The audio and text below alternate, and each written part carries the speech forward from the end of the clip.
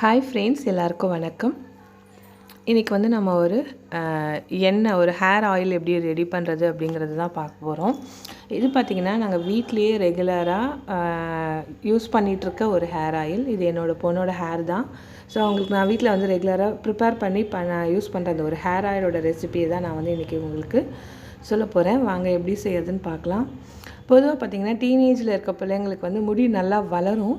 அதுக்கப்புறம் கொஞ்சம் கொஞ்சமாக அந்த காலேஜ் போகும்போது அதுக்கப்புறம்லாம் பார்த்திங்கன்னா கொஞ்சம் கொஞ்சமாக அது வந்து கொட்டிகிட்டே இருக்கும். ஆனால் அந்த கொட்டுற முடி வந்து திரும்ப நமக்கு வளரவே வளராது. ஸோ அந்த மாதிரி இல்லாமல் நம்மளோட அந்த முடி வந்து அப்படியே கொட்டாமல் நல்லா அடர்த்தியாக இருக்கிறதுக்காகவும் கருமையாக இருக்கிறதுக்காகவும் நம்ம வீட்லேயே வந்து ஒரு ஹேர் ஆயிலை ரெடி பண்ணி யூஸ் பண்ணலாம்.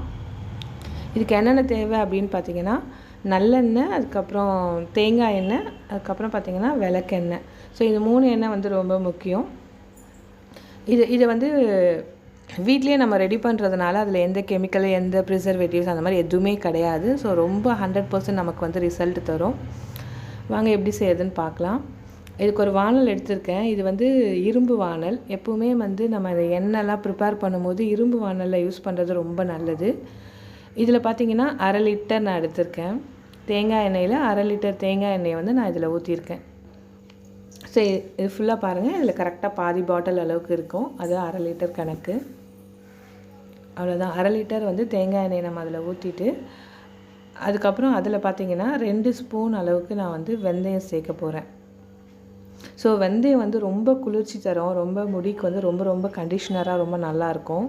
ஸோ நான் 2 ஸ்பூன் அளவுக்கு வெந்தயம் சேர்த்துக்கிறேன். இந்த ஹேர் ஆயில் உண்மையாகவே நம்ம வீட்டில் ரெகுலராக பயன்படுத்தும் போது 100% நமக்கு வந்து ரிசல்ட் தரும். ஸோ முடி கொட்டுறது வந்து சுத்தமாக உங்களுக்கு வந்து ஸ்டாப் ஆகிடும். இப்போ நம்ம அடுப்பை வந்து ஆன் பண்ணிக்கலாம். அதுக்கப்புறம் பார்த்திங்கன்னா கருவேப்பிலை. ஸோ இந்த கருவேப்பிலை பார்த்திங்கன்னா ஒரு பவுல், ஒரு கிண்ணத்தில் எடுத்திருக்கேன். இது ஒரு கைப்பிடி அளவுக்கு, இது எல்லாத்தையும் சேர்த்து பிடிச்சிங்கன்னா ஒரு கையில் ஃபுல்லாக ஒரு பிடி அளவுக்கு வரும். அந்த அளவுக்கு நம்ம வந்து இதை கருவேப்பிலை எடுத்துக்கலாம். இதை எடுத்துகிட்டு இதை வந்து நம்ம வந்து அலசி நான் ஏற்கனவே வச்சுருக்கேன். நான் இந்த கருவேப்பிலையை மிக்சியில் போட்டு ஒரே ஒரு சுற்றிக்கலாம். ரொம்ப நைஸாக அரைக்கணும்னு அவசியம் இல்லை.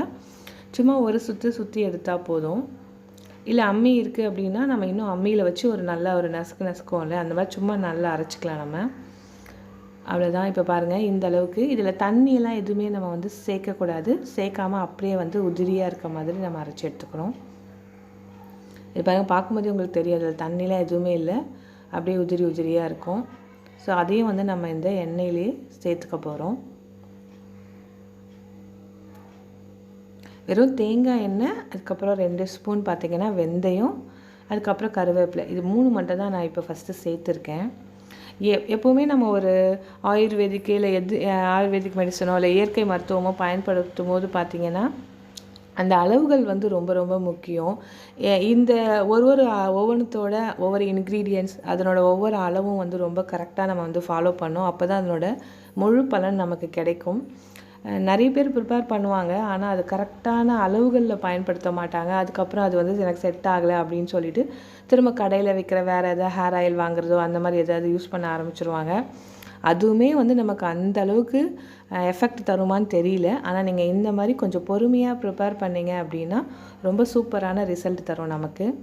இப்போ பாருங்கள், எண்ணெய் நல்லா சூடாயிடுச்சு.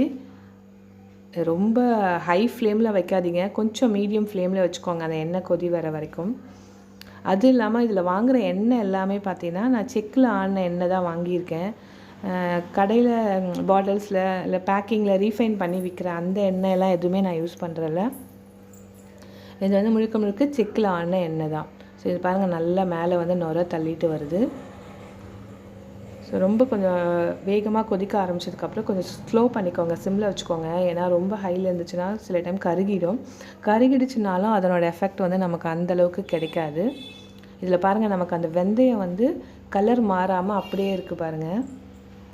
அந்த வெந்தயம் வந்து கருகிடக்கூடாது. கொஞ்சம் அந்த பொன்னிறம்னு சொல்லுவாங்க பாருங்கள், அந்த கலர் வர வரைக்கும் மட்டும்தான் நம்ம வந்து இதை காசணும். ஸோ அதனால் வெந்தயம் வந்து கருகாமல் நல்லா இருக்கணும், அது தீயக்கூடாது. ஸோ அதை கவனிச்சுக்கோங்க. இப்போ பாருங்கள், அது மேலே இருக்க அந்த பபுள்ஸ் எல்லாமே அடங்கிடுச்சு. ஓரளவுக்கு அந்த கருவேப்பிலை இருக்க ஈரப்பதம் எல்லாமே போயிடுச்சு. இதுக்கப்புறம் தான் அதில் இருக்க எசன்ஸ் எல்லாமே வந்து நமக்கு இறங்க ஆரம்பிக்கும் எண்ணெயில். இப்போ பாருங்கள் அந்த பபுள்ஸ் ஃபுல்லாகவே போயிடுச்சு, ஃபுல்லாக நுரை கொஞ்சம் கொஞ்சமாக அது வந்து அடங்கிடுச்சு. அதுக்கப்புறம் அது வந்து பாருங்கள் கொதிக்கிறது எண்ணெய். ஸோ அந்த கருவேப்பிலையும் கருகாமல் அந்த வெந்தயமும் கருகாமல் இருக்கணும். அதே சமயத்தில் அந்த எண்ணெயோட கலரும் கொஞ்சம் கொஞ்சமாக மாறிட்டே இருக்கணும். இந்த வெள்ளை வெள்ளையாக இருக்குது பாருங்கள், அந்த நுரை ஃபுல்லாக வந்து அடங்கிட்டு அது எப்போ நிற்குதோ அந்த ஸ்டேஜ் தான் நமக்கு கரெக்டான ஸ்டேஜு. அப்போ வந்து நம்ம வந்து அடுப்பை ஆஃப் பண்ணிக்கலாம். நல்லா அது வரைக்கும் நம்ம சிம்மில் வச்சு கொஞ்சம் கிளற விட்டுட்டே இருங்க. இது எப்படியும் காசுறதுக்கு ஒரு அரை மணி நேரத்துலேருந்து 3/4 மணி நேரம் அளவை பொறுத்து ஆகும்.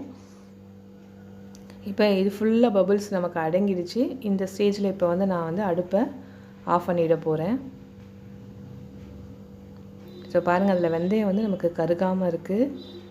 ஓகேங்களா, அதை பார்த்துட்டே இருங்க.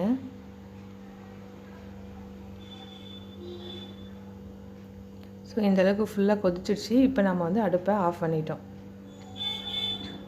ஆஃப் பண்ணிவிட்டு இப்போ அந்த எண்ணெய் வந்து சூடாக இருக்கும் பொழுதே நம்ம என்ன பண்ண போகிறோன்னா, ஃபுல்லாக ஆஃப் பண்ணியாச்சு. இப்போ இந்த எண்ணெய் வந்து நமக்கு சூடாக இருக்குது. அது அந்த இரும்பு கடாய்ங்கிறதுனால அந்த கொஞ்சம் பபுள்ஸ் வரும். இப்போ அந்த சூடாக இருக்க ஸ்டேஜ்லேயே நம்ம வந்து நல்லெண்ணெயும் விளக்கெண்ணெயும் சேர்த்துட போகிறோம்.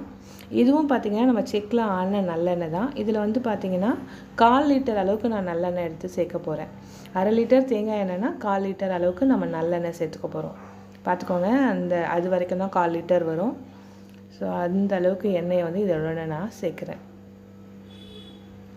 ஸோ நீங்கள் 1/4 லிட்டர் அளந்து வாங்கிட்டு வந்து சேர்த்துக்கிட்டாலும் ஓகே தான். கொஞ்சம் முன்ன பின்ன ஆகலாம், ஆனால் ரொம்ப அதிகமாக சேர்த்துறாதீங்க. அவ்வளோதான். ஸோ 1/4 லிட்டர் அளவுக்கு நான் கரெக்டாக வந்து இதை நல்லெண்ணெய் இந்த சூட்லேயே சேர்த்துடணும். சேர்த்தாச்சு. அதுக்கப்புறம் பார்த்திங்கன்னா நம்ம விளக்கெண்ணெயை வந்து நம்ம இதில் சேர்க்க போகிறோம். விளக்கெண்ணெய் வந்து ரொம்ப குளிர்ச்சியானது தான். ஸோ அதுவும் ரொம்ப நல்ல விஷயந்தான். நல்லா முடி வந்து நல்ல கண்டிஷ்னர் கொடுக்கும். ஆனால் விளக்கெண்ணெய் எங்களுக்கு வந்து ரொம்ப சூடாகிடும்னு நினைக்கிறவங்க கொஞ்சம் கம்மியாக கூட சேர்த்துக்கலாம். விளக்கெண்ணெய் வந்து நான் 100 ml சேர்க்க போகிறேன். ஆனால் உங்களுக்கு வேண்டாம் அப்படின்னா நீங்கள் 50 ml கூட சேர்த்துக்கலாம். ஆனால் நீங்கள் விளக்கெண்ணெய் கொஞ்சமாக கூட சேர்த்துக்கோங்க, ஆனால் கண்டிப்பாக சேர்த்துக்கோங்க. நான் வந்து இதில் 100 ml அளவுக்கு விளக்கெண்ணெயை சேர்க்க போகிறேன்.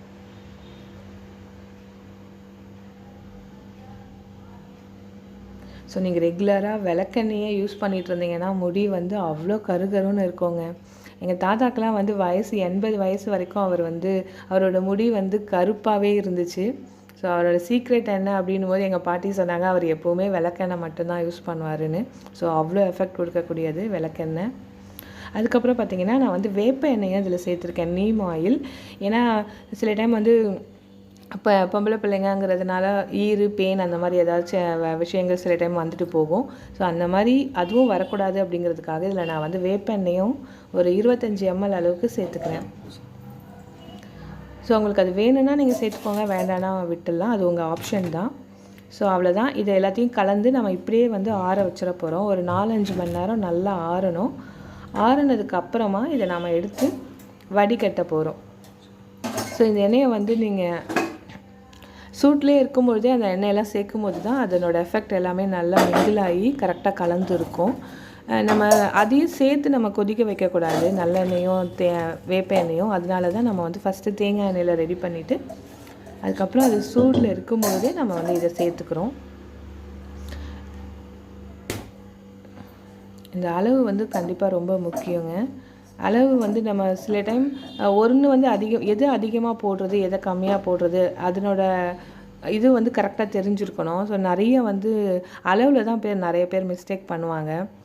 அதனால் இந்த அளவு மட்டும் நீங்கள் கரெக்டாக வச்சுட்டு இந்த மாதிரி மேலே ஒரு வெள்ளை துணியை போட்டு அழகாக நீங்கள் வடிகட்டி எடுத்துக்கலாம்.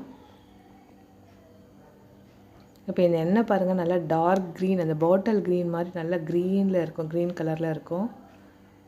அதில் அந்த கருவேப்பிலை வெந்தயம் எல்லாம் அதிலே நின்றுடும். இதில் நான் உங்களுக்கு காமிக்கிறேன் பாருங்கள். லாஸ்ட்டாக அந்த வெந்தயம் பார்த்திங்கன்னா கருகியே இருக்காது, அது அப்படியே பொன்னிறமாகவே இருக்கும். அது வந்து வெந்தயமும் கருகக்கூடாது, அதுதான் அதனோட ஒரிஜினல் பதம். அப்போ தான் நீங்கள் கரெக்டாக பண்ணியிருக்கீங்க அப்படிங்கிறது அர்த்தம். அதில் பாருங்கள், அந்த வெந்தயம் அழகாக உங்களுக்கு தெரியுது அந்த கோல்டன் ப்ரௌனில். அதே மாதிரி காய்ச்சும் போதும் மேக்ஸிமம் மண் பாத்திரம் அப்படி இல்லைன்னா இரும்பு பாத்திரம் அப்படி இல்லை வேறு வழி இல்லைன்னா நீங்கள் சில்வர் பாத்திரம் பயன்படுத்தலாம். அலுமினியத்துலலாம் யூஸ் பண்ணாதீங்க.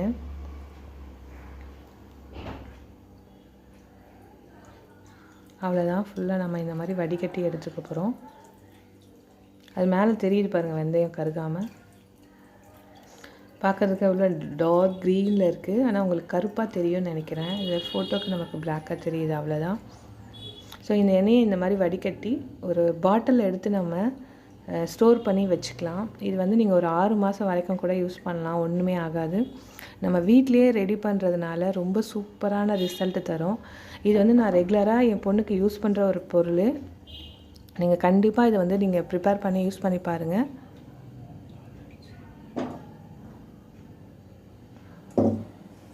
அவ்வளோதான், ரெடி ஆகிடுச்சு எண்ணெய். இதை வந்து ஒரு கண்ணாடி பாட்டிலில் நம்ம வந்து எடுத்து சேவ் பண்ணி வச்சுக்கலாம். பாருங்கள் கலர் எப்படி இருக்குன்னுட்டு. அவ்வளோதான், இந்த கண்ணாடி பாட்டிலில் இப்போ நம்ம அதை ஊற்றி வச்சுக்கலாம். கொஞ்சம் பார்த்து பாட்டிலில் ஊற்றுறதுனாலே எனக்கு கொஞ்சம் பயமாகவே இருக்கும். ஓகே, இதை கொஞ்சம் ஃபில் பண்ணிவிட்டு வச்சிடலாம்.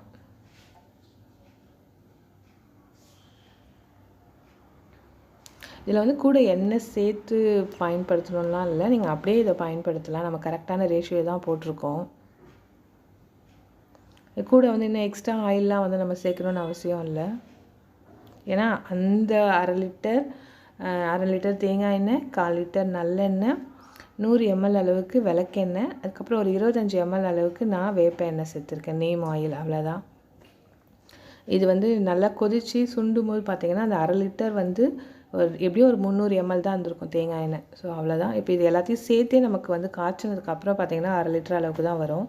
இந்த கலர் பாருங்கள் எப்படி உங்களுக்கு தெரியுது, இப்போ கொஞ்சமாக இருக்கும்போது தெரியுது பாருங்கள். அந்த கிண்ணத்தில் அந்த கலர் எவ்வளோ நல்லா ஒரு மாதிரி டார்க் க்ரீனில் தான் இருக்குது. கோல்டு கலர் தெரியுது ஆக்சுவலாக அந்த பவுலில் கொஞ்சமாக இருக்கும் பொழுது.